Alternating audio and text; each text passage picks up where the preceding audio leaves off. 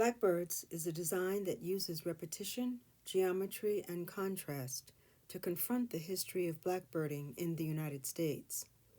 Systems of coercion that continue to entrap black people after the formal end of slavery through deception, forced labor contracts, convict leasing, and abduction.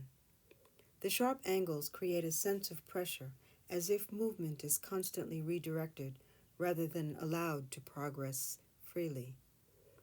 The high contrast between dark and light fields reflect motion constrained, migration without choice. The piece began as a collection of black and white strips of Ankara and kente cloth and small solid white African brocade fabric. Strips are arranged and sewn onto the white blocks. I decided to add long strips of cloth between patterns that had already begun to emerge. I then saw the wings, and they spoke to my very soul. I began to think about a term I had heard, blackbird.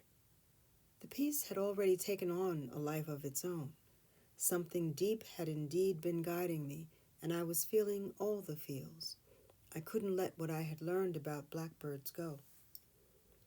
The overall composition resembles a net or lattice, referencing the mechanisms used to capture labor, contracts, laws, rail lines, and patrols. Once caught, movement was allowed only within prescribed boundaries.